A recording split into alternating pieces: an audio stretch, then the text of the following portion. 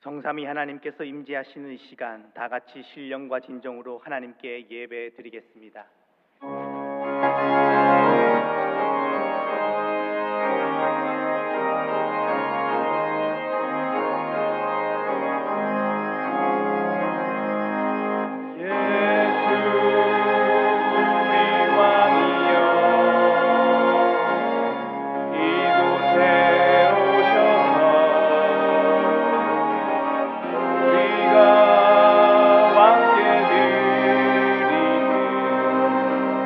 영광을 받아 주소서. 우리는 주님의 백성, 주님은 우리 왕이라. 왕이신 예수님 오셔서 자정하사 다스리소서.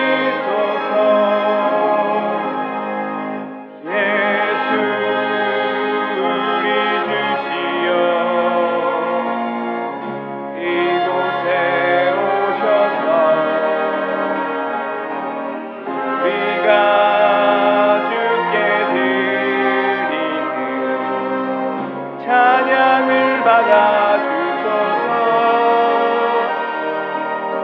우리는 주의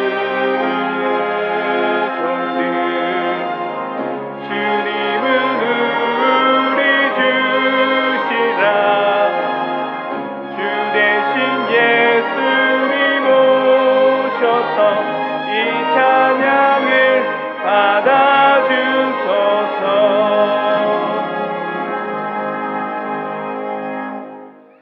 성구교독은 교독문 110번입니다.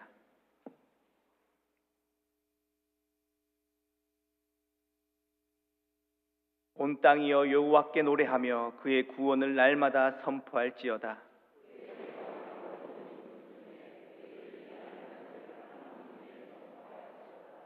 여호와는 위대하시니 극진히 찬양할 것이요 모든 신보다 경외할 것이며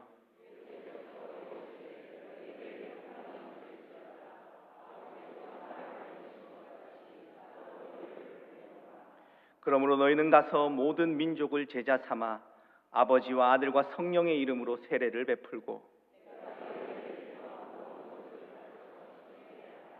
볼지어다 내가 세상 끝날까지 너희와 항상 함께 있으리라 하시니라. 예루살렘과 온 유대와 사마리아와 땅끝까지 이르러 내 증인이 되리라 하시니라. 아멘. 나는 전능하신 아버지 하나님 천지의 창조주를 믿습니다. 나는 그의 유일하신 아들 우리 주 예수 그리스도를 믿습니다. 그는 성령으로 잉태되어 동정녀 마리아에게서 나시고 본디오 빌라도에게 고난을 받아 십자가에 못 박혀 죽으시고 장사된 지 사흘 만에 죽은 자 가운데서 다시 살아나셨으며 하늘에 오르시어 전능하신 아버지 하나님 우편에 앉아 계시다가 거기로부터 살아있는 자와 죽은 자를 심판하러 오십니다. 나는 성령을 믿으며 거룩한 공교회와 성도의 교제와 죄를 용서받는 것과 몸의 부활과 영생을 믿습니다. 아멘.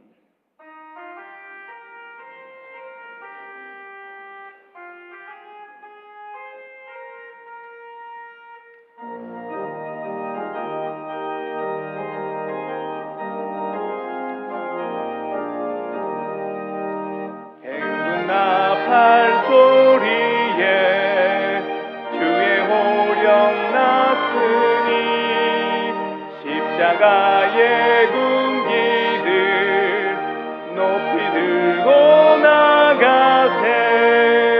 선한 싸움 다 싸우고 의의 면류관 받았으리라. 선한 싸움 다 싸우고 의의 면류관 예루살렘 성에서 면류관 받으리. 저 요단강 건너 우리 싸움 마치는 날 의의 면류관 예루살렘 예루살렘 성에서 악한 마귀 권세들 모두 깨쳐버리고 승리하신 주님과 승전가를 부르세. 선한 싸움 다 싸우고 의의 면류관 받았으리라. 선한 싸움 다 싸우고 의의 면류관 예루살렘 성에서 면류관 받으리. 저 요단 강 건너 우리 싸움 마치는 날 의의 면류관 예루살렘 성에서 달려갈 길 다가고 싸움 모두 마친 후 주와 함께 기쁨을 용사들아 누리세. 선한 싸움 다 싸우고 의의 면류관 받았으리라. 선한 싸움 다 싸우고 의의 면류관 예루살렘 성에서 면류관 받으리. 저 요단 강 건너 우리 싸움 마치는 날 의의 면류관 예루살렘 성에서.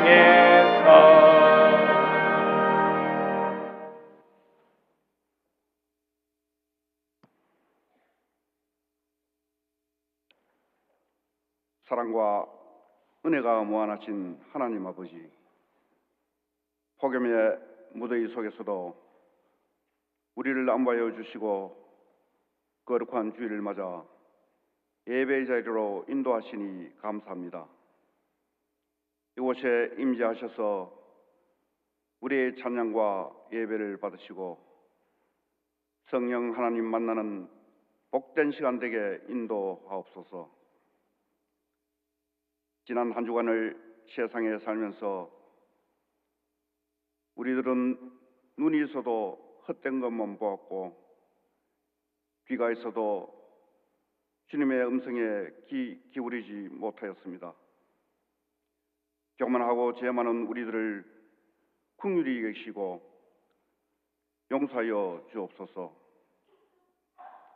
다가오는 8.15 광복 79주년을 앞두고 무덥고 불타는 폭염이 계속되고 있는 가운데 파리 올림픽에서 메달과 승리의 낭보에 온 국민이 무더운 여름을 보내고 있음에 감사드립니다.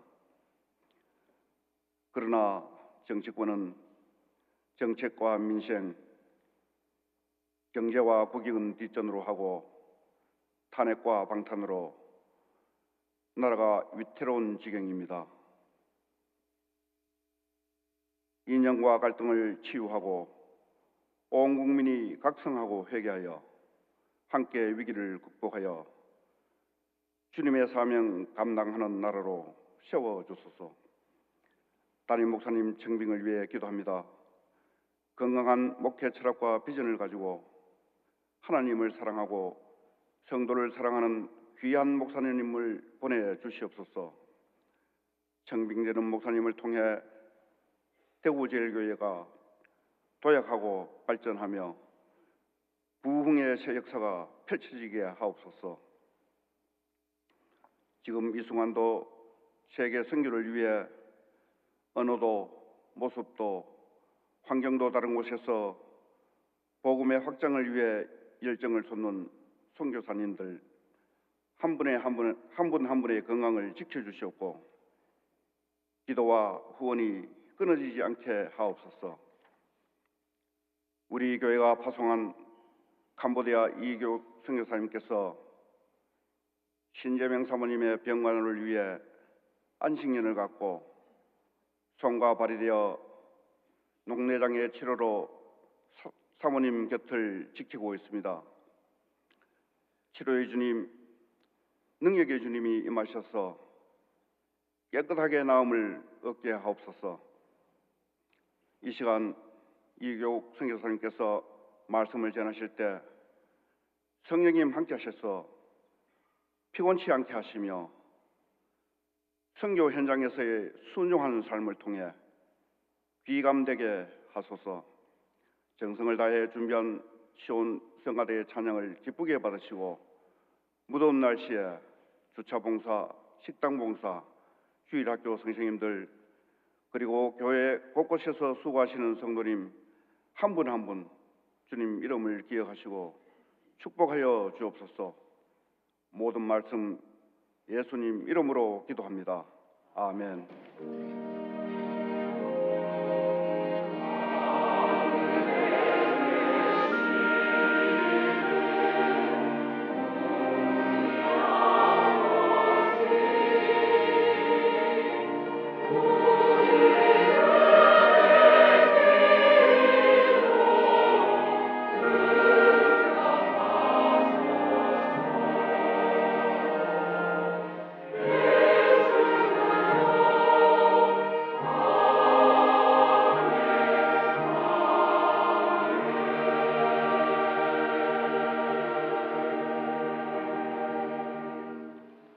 전우좌우에 계신 분들과 인사하겠습니다. 사랑하고 축복합니다.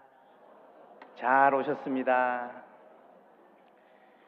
영상에서 보신 바와 같이 24일 토요일 오전 9시 30분부터 100주년 기념관 4층 정유아트홀에서 성경적 성가치관에 대한 특강이 진행되오니 많은 관심과 참석 바랍니다.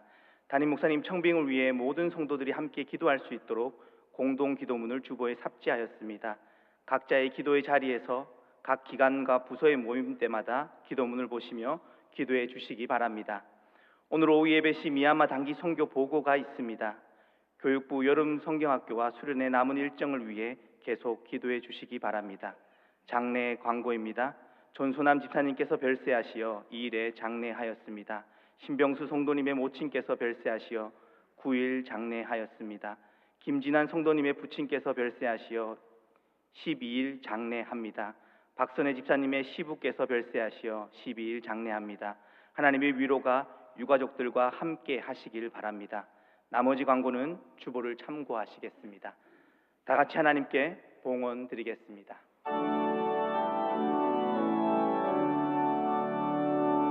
내게 있는 모든 것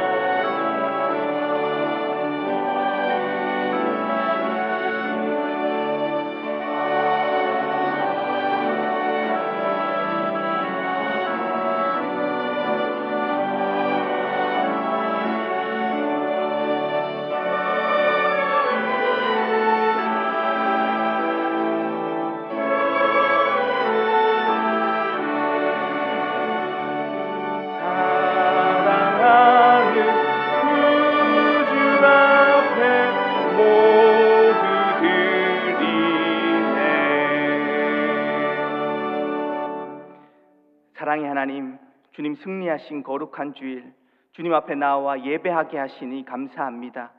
하나님께서 그 아들을 아끼지 아니하시고 우리를 위하여 보내주신 아버지의 크신 사랑을 알기에 예수님의 십자가 사랑으로 새 생명을 얻었음을 경험하였기에 세상의 모든 이들에게 찬 평안 주시는 성령님의 인도하심을 알기에 허락하신 모든 은혜를 잊지 않고 기억하기에 이 자리에 나와 예배합니다.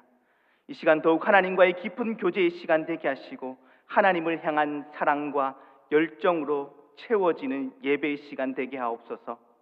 우리에게 허락하신 모든 것이 하나님으로부터 온 것임을 고백하며 온 마음과 정성 다하여 주님 앞에 귀한 예물 드립니다. 기쁨과 감사로 드리는 그 손길마다, 그 가정마다 하늘의 신령한 복과 땅의 필요들을 채워주시고 혹여 드리지 못한 손길이 있다면 감사로 드릴 수 있는 믿음과 마음의 풍성함을 허락하여 주옵소서. 드려지는 예물이 쓰여지는 곳곳마다 하나님의 나라가 확장되는 은혜 허락하여 주시고 하나님의 사랑이 흘러가는 자리 되게 하옵소서. 함께 예배하는 모든 성도님들의 가정과 삶 위에 하나님의 한량없는 은혜 부어 주실 줄을 믿으며 예수님의 이름으로 기도합니다.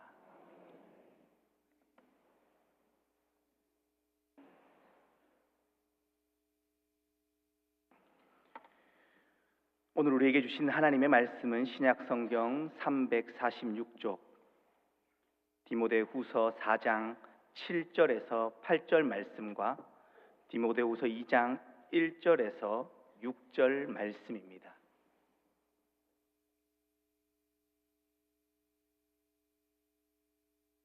말씀을 봉독하겠습니다. 나는 선한 싸움을 싸우고 나의 달려갈 길을 마치고 믿음을 지켰으니 이제 후로는 나를 위하여 의의 면류관이 예비되었으므로 주 곧 의로우신 재판장이 그날에 내게 주실 것이며 내게만 아니라 주의 나타나심을 사모하는 모든 자에게도니. 디모데후서 2장 1절과 6절 말씀입니다. 내 아들아, 그러므로 너는 그리스도 예수 안에 있는 은혜 가운데서 강하고 또 내가 많은 증인 앞에서 내게 들은 바를 충성된 사람들에게 부탁하라.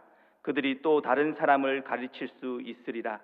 너는 그리스도 예수의 좋은 병사로 나와 함께 고난을 받으라. 병사로 복무하는 자는 자기 생활에 얽매이는 자가 하나도 없나니 이는 병사로 모집하는 자를 기쁘게 하려 함이라. 경계하는 자는 법대로 경계하지 아니하면 승리자의 관을 얻지 못할 것이며 수고하는 농부가 곡식을 먼저 받는 것이 마땅하니라. 아멘.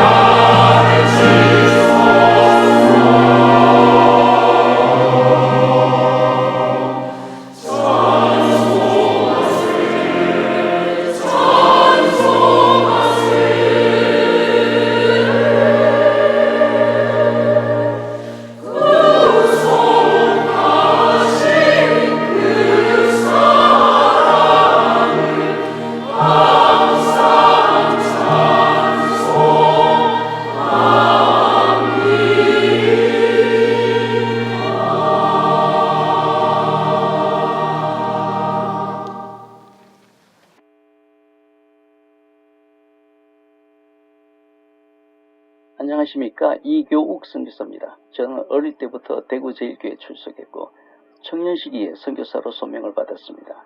저에게 선교는 사명이자 도전입니다. 하나님께서 지금까지 36년간 5번의 도전할 기회를 주셨습니다. 첫 번째 도전은 태국 선교사가 된 것이었습니다. 아신대학교 파송으로 1988년부터 96년까지 8년에 걸쳐서 이루어졌습니다. 이 도전이 시작될 때 하나님께서 첫 딸을 주셨습니다. 태국 선교사로 처음 언어를 배우며 적응할 때에 아내는 쌍태를 가졌고 심한 더위로 조산이 되어 아기가 태어났을 때 태국 의사의 실수로 의료사고가 생겼습니다. 아내는 죽고 아내는 실명과 지적장애가 되었습니다. 감당할 수 없는 많은 어려움이 있었지만 주님의 놀라운 은혜가 있어서 선교를 포기하지 않고 도리어 교회 개척을 시작을 했습니다. 주님의 은혜와 많은 분들의 협력으로 15교회가 더 개척이 되었고 7차에 걸친 대구제일교회 청년 일부 단기팀이 큰 도움이 되었습니다. 그리고 태국에 대한 심층적인 연구를 할 수 있었습니다. 두 번째 도전은 한국에서의 자비랑 선교사역이었습니다. 이 도전은 1996년부터 2006년까지 10년에 걸쳐서 이루어졌습니다. 아신대학교 선교학 교수로 재직하며 제한 태국인 노동자 선교사역을 하였습니다. 이때 하나님께서 2 자녀를 더 주셨습니다. 아신대에는 선교에 헌신된 청년들이 많았고 저는 이들을 좋은 선교사가 되도록 훈련하였습니다. 한국에 온 태국인 노동자 선교사역은 동두천에 한마음 태국인 교회를 개척하면서 본격화되었습니다. 많은 분들이 함께하면서 태국교회가 한국에서 많이 개척되어서 해마다 연합 수련회와 전도 대회를 가졌습니다. 세 번째 도전은 캄보디아인 교회 개척이었습니다. 2006년부터 2012년까지 6년간 모교인 대구 제일교회 파송을 받아서 사역했습니다. 저는 교수직을 사임하고 홀로 캄보디아에 왔고 그 첫 사역지로 시드니를 정했습니다. 캄보디아 언어를 배울 때 2007년 위사의 캄보디아 전도사님과 함께 청소년 공동체를 운영하면서 교회 개척을 시작했습니다. 이때 수차에 걸친 대구제일교회 의료선교팀의 도움이 컸습니다. 아내는 서울에서 자녀들을 돌보고 동두천에서는 홀로 그들의 언어로 태국인 교회를 인도하고 캄보디아 교회를 개척했습니다. 네 번째 도전은 2012년부터 2022년까지 10년간 이루어졌는데 총회 세계성부 소속 대구제일교회 파송으로 재파송을 받아서 저희 부부가 함께 캄보디아의 수도 포놈펜에서 캄보디아 장로교 신학대학교 교수 사역하는 것이었습니다. 따라서 자녀들은 한국에서 스스로 살아가야 했습니다. 신학교는 10년간 크게 성장했고 자체 건물도 가졌습니다. 매년 신입생의 숫자가 늘었고 코로나 때도 줄지 않았습니다. 저는 교수로서 또한 학장으로서 이 신학교에서 사역을 하였습니다. 다섯 번째 도전은 감장신 심리 분교장 사역입니다. 2022년부터 2024년까지 2년간 걸쳐서 이루어졌습니다. 캄보디아 장로교 신학교 프놈펜 본교는 2004년도에 세워졌고 심리 분교는 2022년도에 세워졌습니다. 첫 해에 학생이 19명 있었습니다. 많은 교수님들이 함께하였지만 제가 유일한 전임 교수였기에 많은 과목을 강의해야 했습니다.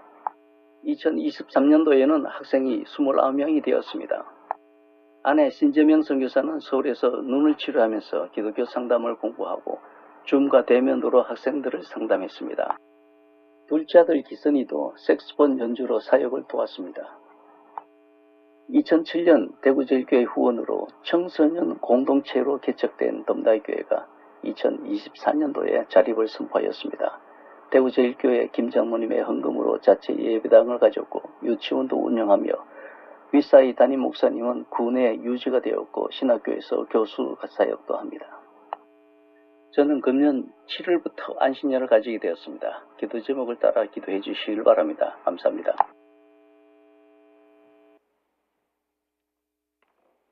안녕하십니까. 이교욱 선교사입니다. 안식년 인사드리겠습니다.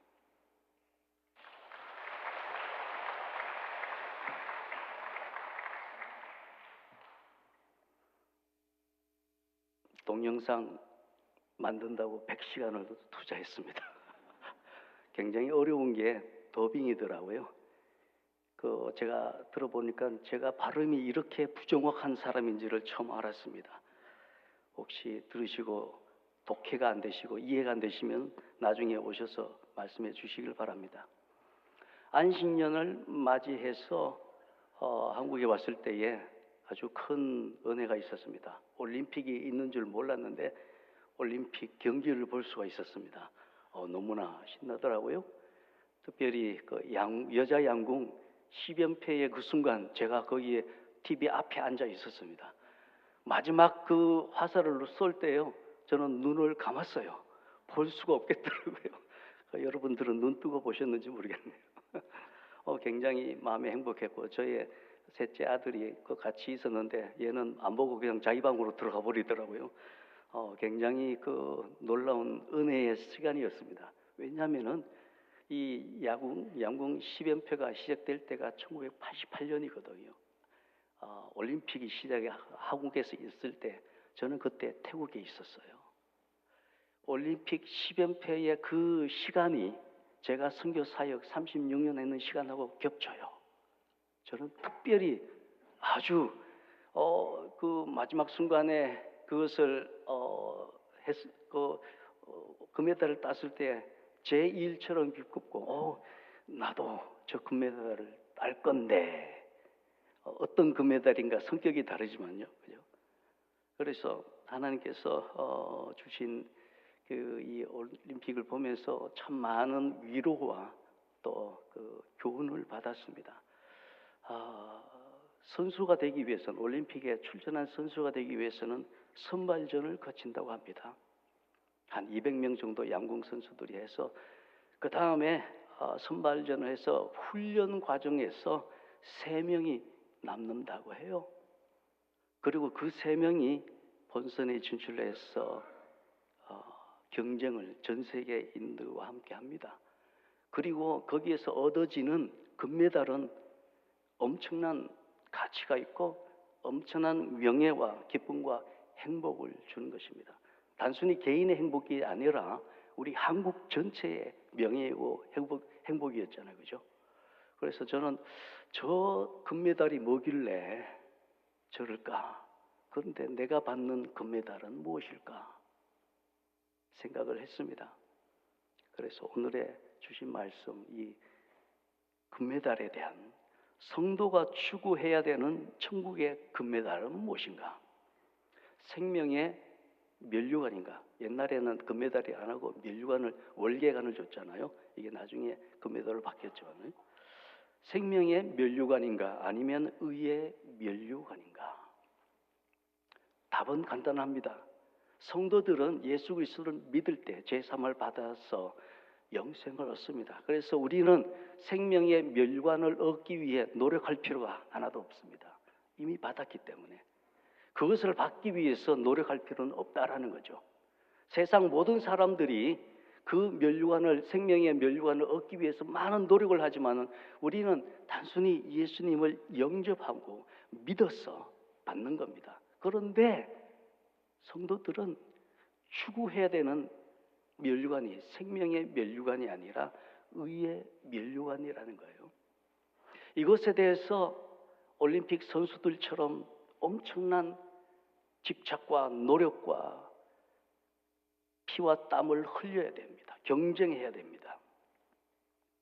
그런데 실상 여러분들은 어떤 메달에 집착하나요? 어떤 분들은 천국 가서 천국 가기만 하면 되지 뭘. 예수님 믿어서 영생 얻었으면 되지 뭘. 아니요. 그거는 성경적이지 않습니다. 여러분들은 만약 천국에 가신다면 받을 메달은 있으십니까? 여러분들의 삶은 지금 어떠한 메달을 추구하고 있는 삶입니까? 이 대답에 대해서 디모데후서 오늘 읽었던 그 말씀은 대답합니다. 디모데후서는 사도 바울의 마지막 서신입니다. 죽기 전에 썼다라는 거죠. 옥에 갇혀서. 사도 바울은 당대에 행해졌던 올림픽을 경험한 사람입니다. 그분이 교회 개척했던 곳이 바로 그리스 지역이었기 때문에 2차적으로요.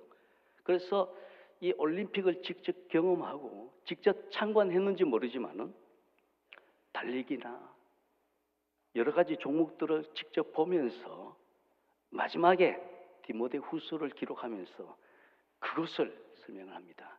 자기의 선교 여정 마지막을 올림픽에 육상 경기, 달리기, 특별히 더 나아가서 계주라는 것은 나중에 생겼지만은 계주의 형태로 자신의 이 마지막 서신을 기록하고 있습니다. 디모데후서 4장 7절 말씀 제가 읽겠습니다. 나는 선한 싸움을 싸우고, 선한 싸움, 선한 경쟁, 말하자면 페어플레이를 했다는 거예요. 반칙 안 쓰고 경기를 아주 이제 선한 싸움을 싸웠다, 경쟁했다라는 겁니다. 나의 다이어갈 길을 마치고, 육상 경기는 코스를 돌잖아요. 그것을 이탈하지 않고 그대로 돌았다는 거죠. 이탈하면 실격입니다. 그 다음에 믿음을 지켰으니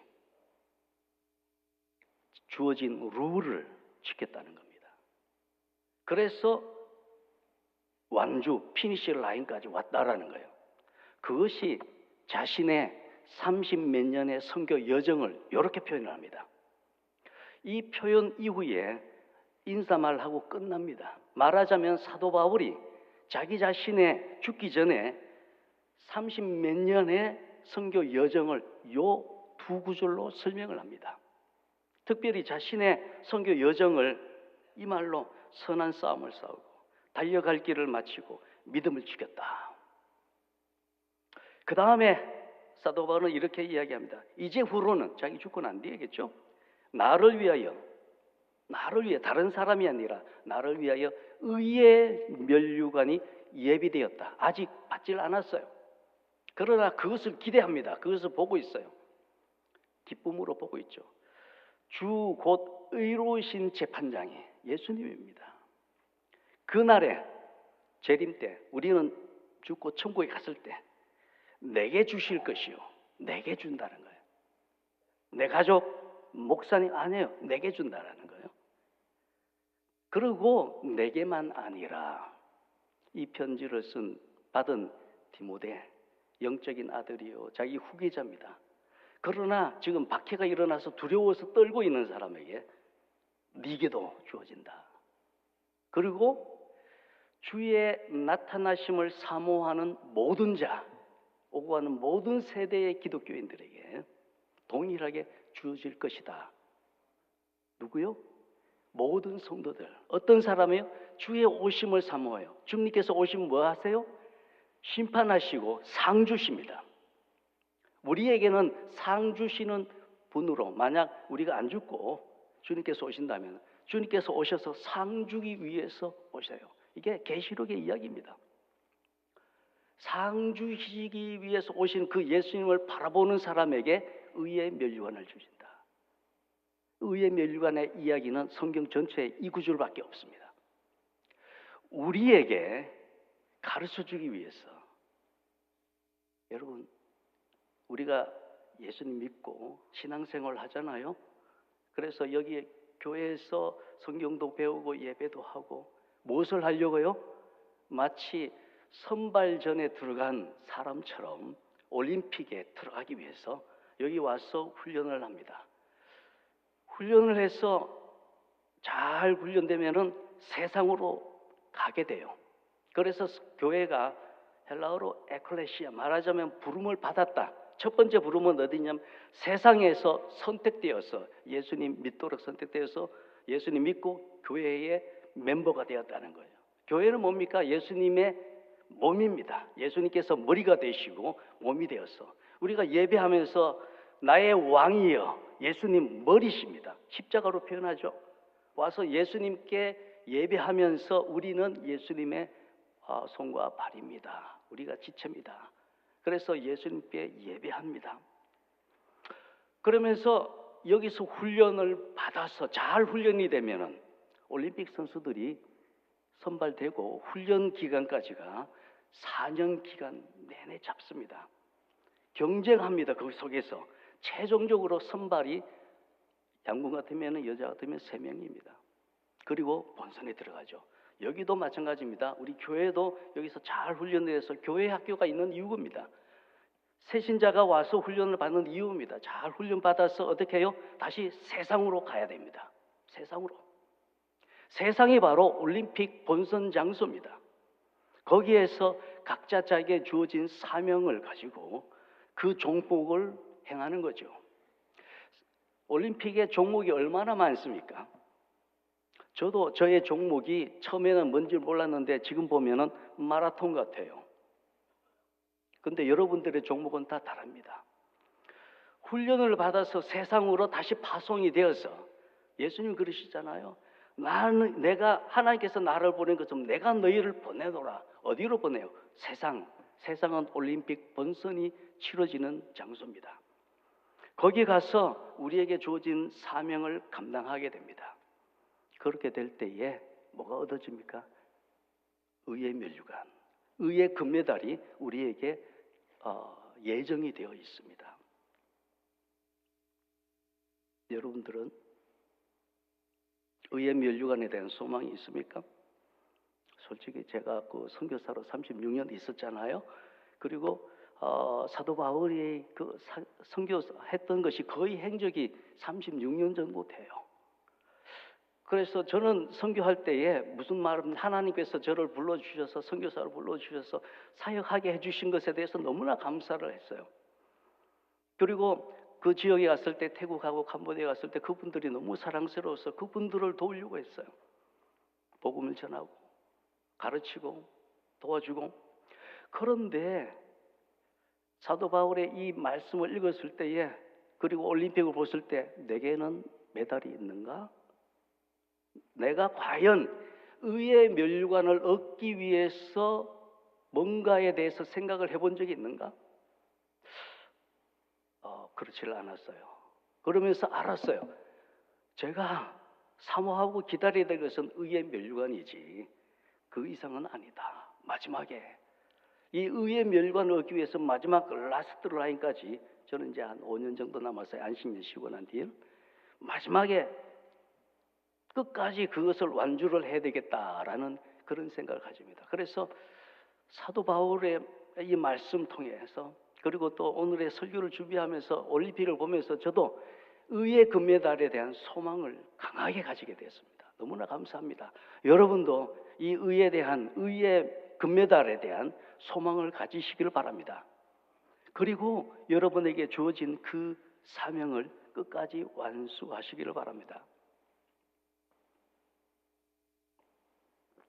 그런데 문제가 있어요. 그렇게 하기 위해서는 우리에게 어떻게 노력을 해야 되는가? 성경에는 좋은 예수 그리스도의 좋은 병사는 자기의 이 세상적인 일에 얽매여서는 안 된다고 해요. 그걸 버리는 것이 아니라 부르신 예수님에게 맡기고 예수님의 명령에 그 전적으로 전념해야 된다라고 나와 있고요. 어렵습니다. 두 번째요. 법대로 경주를 하는. 우리에게 법은 뭡니까? 예수님 말씀입니다.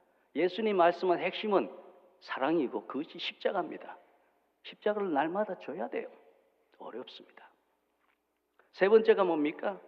농부처럼 1년에 한 번 소출하는 농부처럼 그걸 위해서 전력을 다하잖아요. 전력을 다하라는 거예요. 어렵습니다.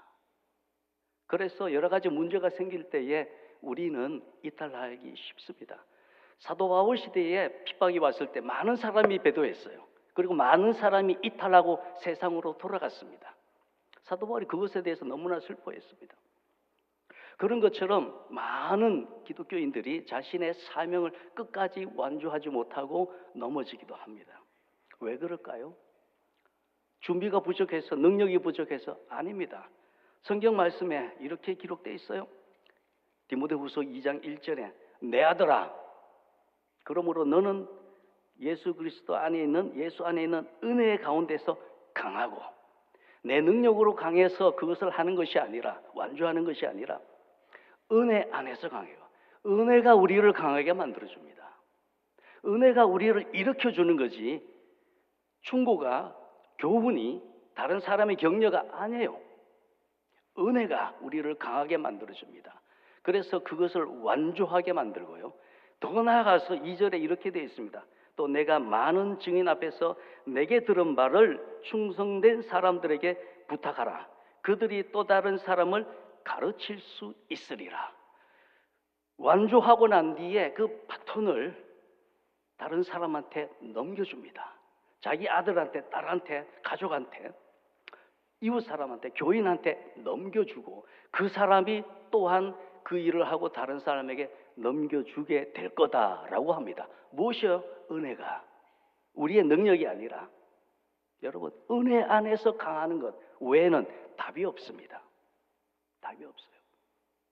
여러분들 은혜 안에서 강해지기 위해서 이 시간에 예배하러 오신 겁니다. 치유받아서 강해져서 다시 세상으로 나가서 올림픽을 뛰는 거예요. 끝까지 완주해서 그리고 승리를 쟁취하게 됩니다. 이 은혜가 우리의 답입니다. 저도요. 그 36년간의 사역에 대해서 이야기했죠. 그 사이에 굉장히 많은 위기들, 어려움들이 있었습니다. 그 위기, 어려움을 어떻게 이겨냈을까요? 은혜입니다. 은혜. 이 은혜가 지금까지 저를 붙잡고 36년간 하게 하고 나머지 앞으로 5년 남았어요. 그 일을 끝까지 완주하게 해줄 것이라고 저는 믿습니다. 저의 능력이, 저의 언어를 잘하는 그 능력이, 제가 그 목사로서 성경을 가르치는 능력이 아니에요. 은혜가. 여러분도 마찬가지입니다. 마찬가지예요. 은혜를 받으셔야 됩니다. 예배 와서 은혜를 받으셔서 세상으로 나가서 거기서 피 터지게 싸워서 경쟁해서 이겨야 되지 않았습니까? 그것이 성도의 삶의 방식이고 성도가 이 세상에서 존재하는 이유라고 성경 말씀은 이야기합니다. 왜요? 의의 면류관을 하나님께서 주시기를 원하시기 때문입니다. 여러분들에게 이 은혜가 넘치기를 바라고 제가 이 은혜를 나누려고 합니다. 1부 때 은혜 이야기 다르고요. 2부 때 다르고 3부 때도 다릅니다. 왜냐하면 이 은혜가 너무 기가 막힌 은혜고 이 은혜가 저를 붙잡고 있기 때문에, 그리고 저는 이 은혜가 제가 죽음의 순간이 된다면 모든 것을 잊어버리더라도, 자식의 이름을 잊어버리더라도 이것은 잊지 못할 것이다 라고 생각해요. 그리고 이 은혜가 있기 때문에 죽음이라는 고통을 넘어서고 걱정을 넘어설 뿐 아니라 기대하게 만들 거라는 생각입니다. 곧 천국에 가서 받을 거니까, 예비되어 있으니까. 동영상, 또 그 파워포인트 보여주십시오. 제가 아까 처음에 동영상을 만들 때에 저에게 그 두 아이 이야기를 했습니다. 쌍태가 있어서 하나는 죽고 하나가 살아남았는데 의료사고로서 실명이 되었어요. 그리고 지적 장애가 되었습니다. 그 다음 넘겨주십시오. 첫째 애는 이 아이를 돌봅니다. 인형처럼. 두 번째요. 이 아이가 1년 전에 됐을 때 앉기 시작을 합니다. 그 다음 세 번째. 조금 걷기 시작할 때에 첫째 아이는 이 아이를 키웁니다. 우리는 사역하기에 바빴기 때문에. 그 다음에요. 이럴 때에 하나님께서 은혜 주셔서 제가 교회 개척을 시작을 합니다. 처음에 많은 분들이 이 교회 개척 어떻게 되냐, 이 아이 데리고 누가 예수님 믿겠느냐, 태국 사람들이 뭘 보고 예수님 믿겠느냐라고 했어요. 그런데 개척을 했어요.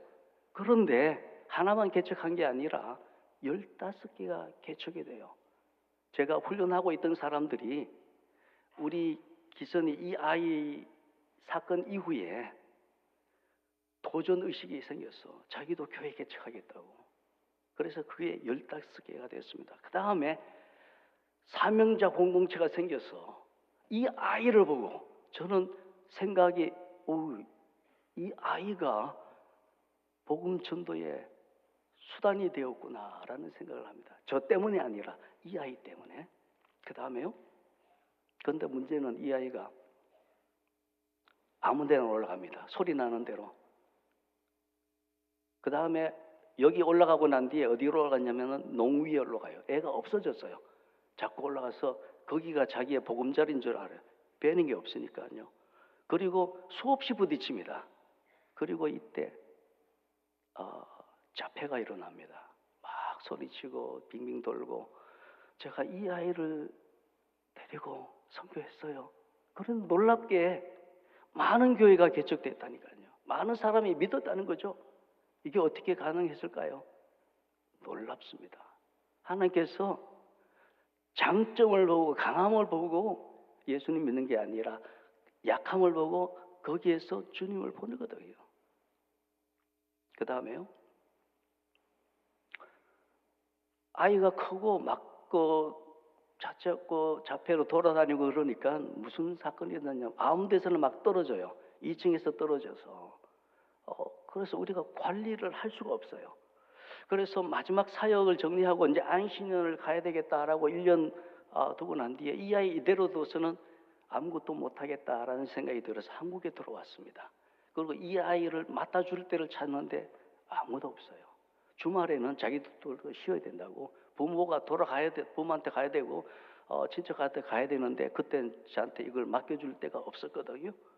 그래서 마지막에 찾다가 카톨릭에 사는 작은 자리라는 중복장애 아이들의 행복한 집인데요.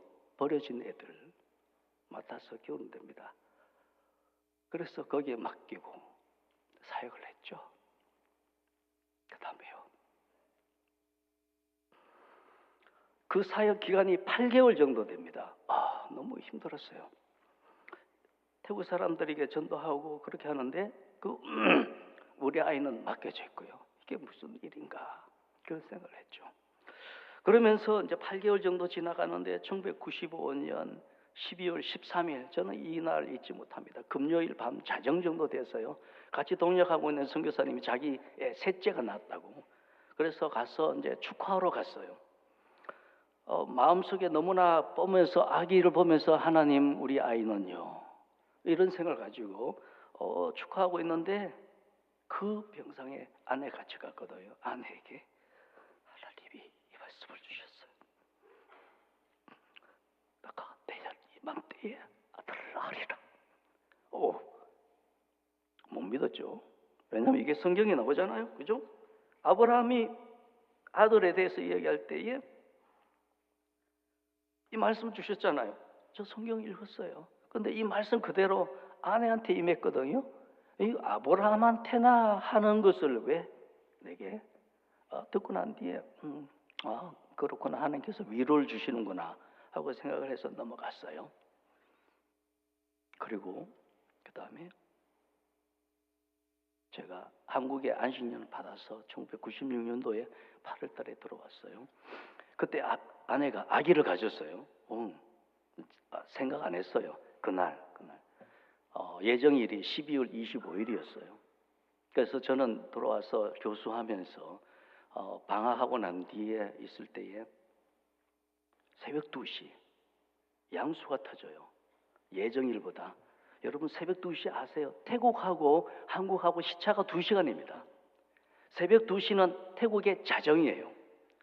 정확하게 그 시간에 양수가 터져서 애가 태어납니다. 누가 가장 놀랐을까요? 저예요. 생각도 못했어요. 그때 이 아이가 태어날 줄은 기적입니다. 아브라함한테나 나타나는 기적이 저한테 일어났어요. 저는 의의 멸관만 해도 만족을 하는데 의의 멸관 전에 위로와 격려와 소망의 표징까지 하나님께서 주셨어요.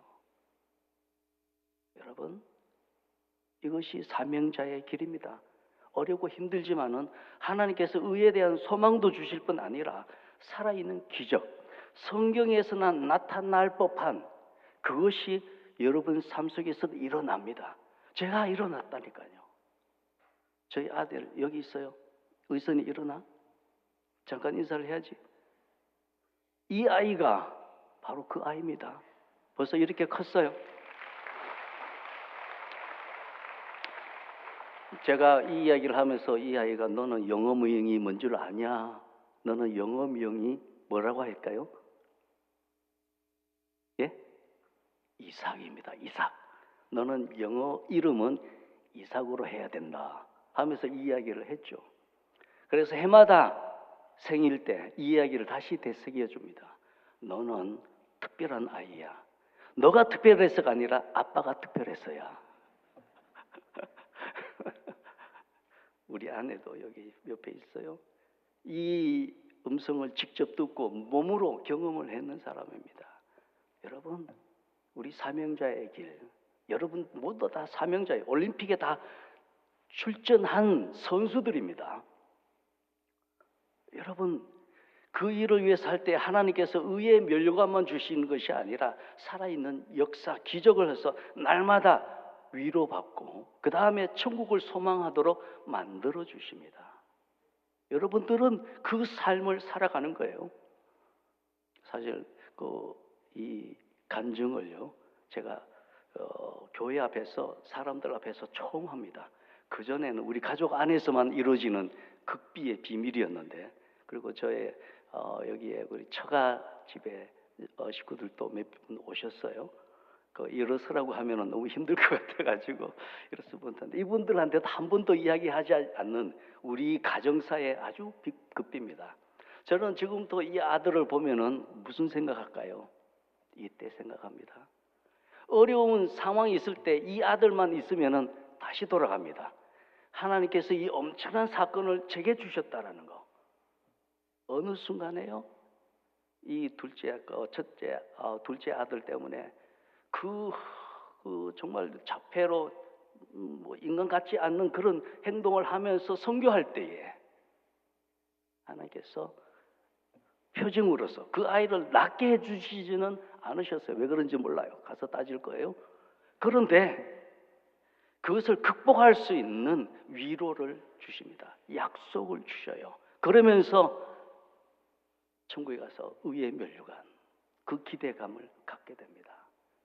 여러분들은 그렇게 사셔야 됩니다. 그렇지 않으면 세상에 나가서 올림픽 본선에서 경쟁해서 어떻게 이길 수 있게요? 못 이겨요. 그러나 이것이 여러분을 이기게 만들어 주실 겁니다.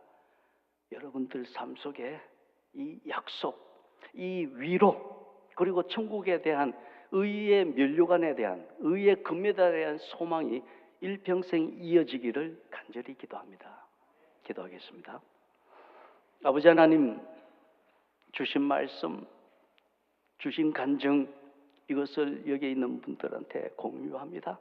주님, 여기 있는 모든 분들이 저에게 주신 이것을 같이 공유할 수 있게 하옵소서. 성경에 있는 아브라함, 이삭에 대한 것만 믿는 것이 아니라 저에게 일어난 이 사실, 대구 제일교회 교인으로서, 파송 선교사로서 받은 이 은혜 모두에게 다 공유되게 하옵소서. 감사드리며 예수님 이름으로 기도합니다. 아멘. 다 같이 일어나셔서 결단 찬양 드리겠습니다.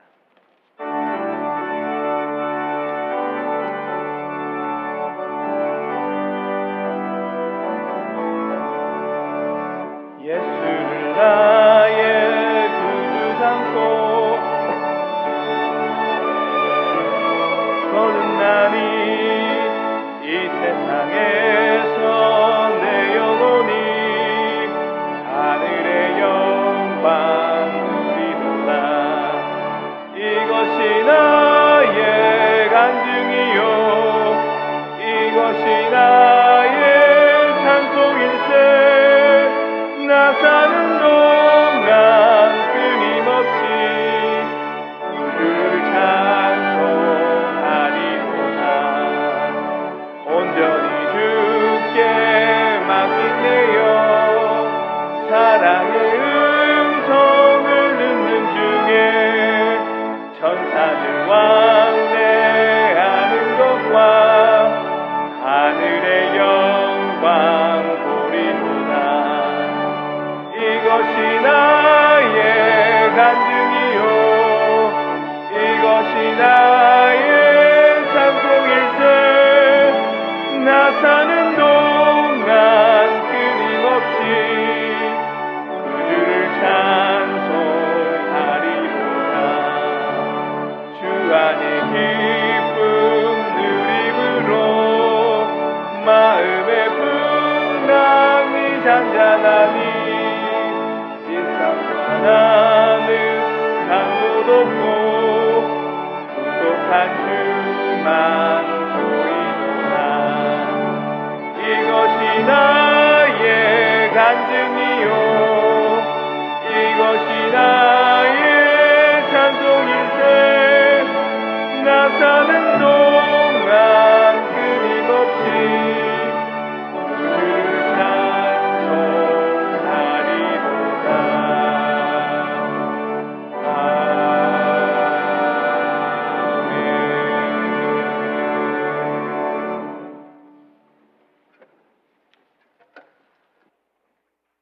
지금은 우리 주 예수 그리스도의 은혜와 하나님의 극진하신 사랑과 성령님의 감동, 감동, 위로, 교통하심이 의의 면류관을 사모하며 오늘도 삶의 현장 속에서 사명을 감당하며 눈물을 흘리며 피를 내며 땀을 흘리고 온갖 고통 속에서도 경주하고 있는 모든 사명자들 머리 위에, 대구제일교회 모든 권속들 머리 위에, 한국교회 위에 지금부터 영원토록 함께 계시기를 간절히 축원하옵나이다.